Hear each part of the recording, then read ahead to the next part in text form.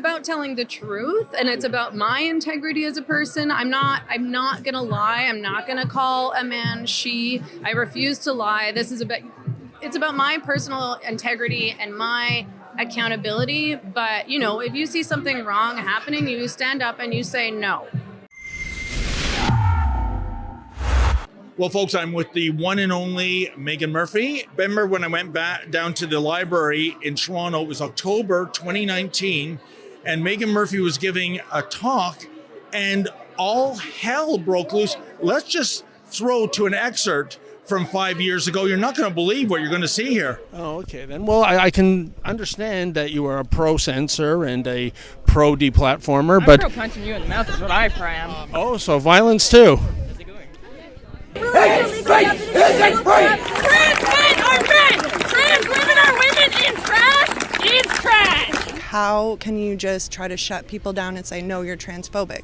Phobia is a fear, an irrational fear of something. We are not in fear of you. What does that mean, by the way? TERFs are the flat earthers of gender, sir. Off. Is that what it means? Nobody talks about Well, it's that's a quote. very... Oh, no, thank you for it. I'm here with my pastor. Okay. It's a godly time. I'd like you to get out of my space. Is that the kind of language you'd use in a church, sir? So, Meghan, that was just absolutely hellacious. I can tell you with the amount of trans activists, Antifa, anarchists, all unhinged, all super angry. You mentioned off camera, even the police were afraid that day. I mean, if the police weren't there, I think they really would have, taken me to the woodshed, some of those activists. But here we are. You are a feminist, but they use a derogatory term to describe you. A TERF, a trans exclusionary radical feminist. First of all, what in blue blazes does that really mean? Well, apparently it means someone who knows the difference between a man and a woman. It's a very funny term because that term TERF is used to describe essentially anyone who challenges gender identity ideology, anyone who challenges the idea that a man can become a woman and vice versa.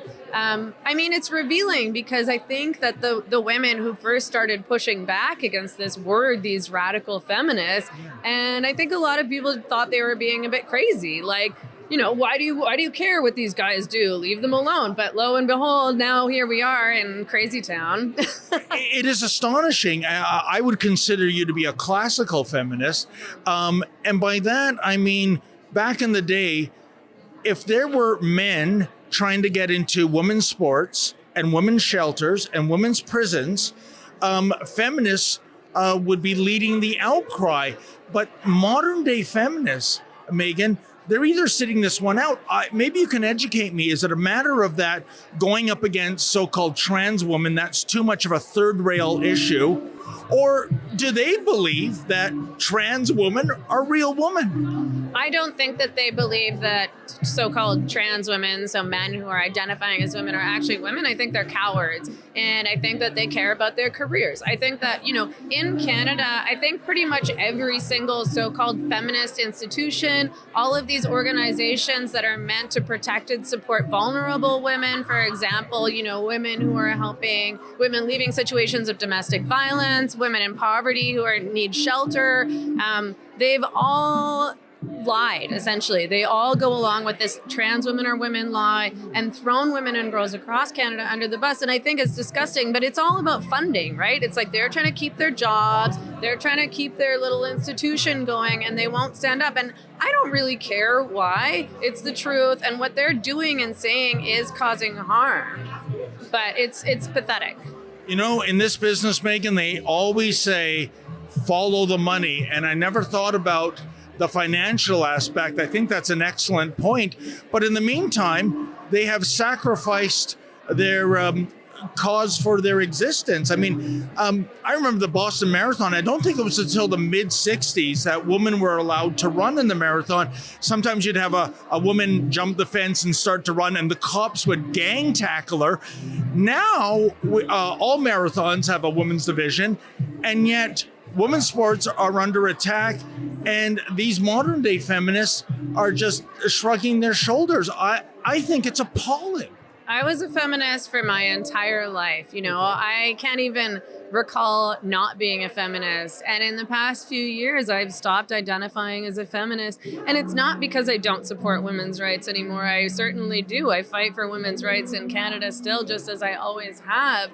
But I feel like, what does feminism mean if these women, first of all, can't even define what a woman is, but won't stand up for the most vulnerable women in prison, for example. The most vulnerable women in Canada, I would argue, are women in prison. You know, they don't have rights. They're coming from places of trauma, often addiction, mental health issue, poverty. Indigenous women are overrepresented in Canadian prisons, and they fully abandon these women to the most dangerous male criminals in the country. And won't, you know, the government won't talk about it. The media won't talk about it. Thank God Heather's talking about it. Heather Mason is one of the only women who's been banging the drum about this issue. And I think some people are finally starting to listen. But it's abhorrent. I don't know how these women can call themselves feminists. Well, I'll challenge you on one point. The government is talking about it in terms of the Justin Trudeau Liberals are responsible for males just saying, I identify as a female, and bang, you're in the Kitchener Penitentiary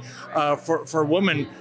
This from our fake feminist prime minister. But it's all being done, Meghan, in the scope of diversity, equity, and inclusion. But I would say if you're putting men into a female prison or a female shelter and into female sports, that's not diversity, equity, and inclusion. That is garden variety misogyny.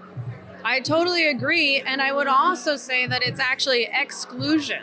Because in particular, when we're talking about girls' sports and women's sports, they're now being excluded from their own sports because men are competing instead. And men are inherently mostly going to be better athletically than women are. They're stronger, they're faster, their bodies are different. This is no insult to female athletes who are incredible, but girls are losing out to opportunities, to scholarships, to championships, because these men, I mean, you covered that volleyball tournament where there was 5 men? It was Seneca College and Centennial College, and 5 of the 12 starters, there was 3 for Seneca, 2 for Centennial, were biological men. I mean, I went to see a female varsity volleyball game. Instead, we saw a sausage fest, for goodness sakes. And I can see a day, Meghan, in which, in our lifetime, there will be the male varsity team, and then there will be the male B varsity team. These will be all the loser males that can't crack the male A team. And that male B team was that team that once upon a time used to be called the female team.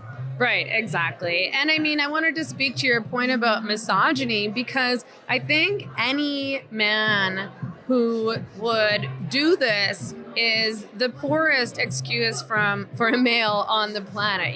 He knows he's cheating. He knows exactly what he's doing. He knows that there's some girl who's going to be sitting on the sidelines, who's going to miss out on a scholarship so that he can get it instead. He knows he's mediocre because, as you said, he didn't make the boys' team or the men's team. These men don't care at all about women and girls and what they're doing to women and girls. I think it's totally shameful. I agree. I think they might be mentally ill, but more to the point, Meghan, who do you have more contempt for? That gender-bending loser male pretending to be a female so he can play varsity sports, or those in authority, Volleyball Canada, Volleyball Ontario, the deans of these colleges, the Ontario Athletic Association, the human rights commissions and tribunals, who all collectively say, this is a good thing. We stand by these trans women, which are really men pretending to be women. So again, who do you have more contempt for? The individual athletes gaming the system, or those allowing them to game the system?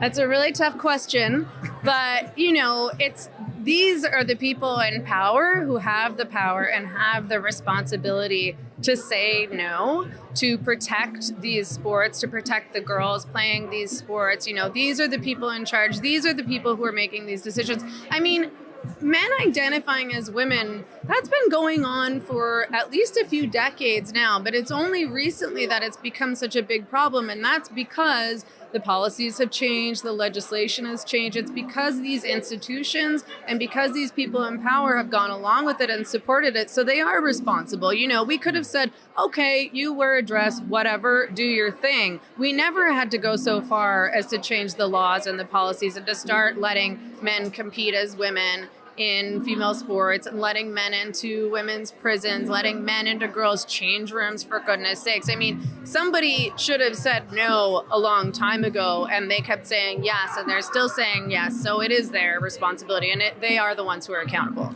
I totally agree, Megan. I mean, if you want to wear a dress, pretend you're a member of the other gender, and you're just living your life in suburbia, not affecting anyone, hey, listen, I love Halloween. I just don't celebrate it 365 days a year, but if that's what you're into, fine. But the moment you start taking away spots, like you said, taking away scholarships, sexually abusing women in a shelter or prison facility, that is completely offside.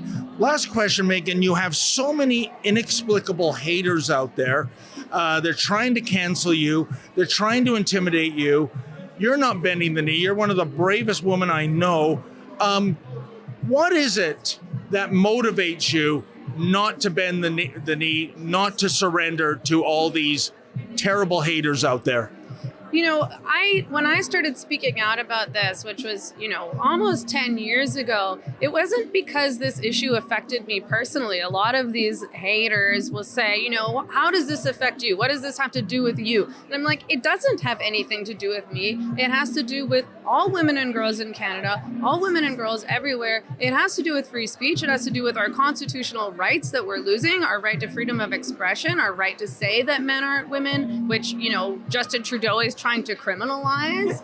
So, it's about telling the truth, and it's about my integrity as a person. I'm not gonna lie. I'm not gonna call a man she. I refuse to lie. It's about my personal integrity and my accountability. But, if you see something wrong happening, you stand up and you say no.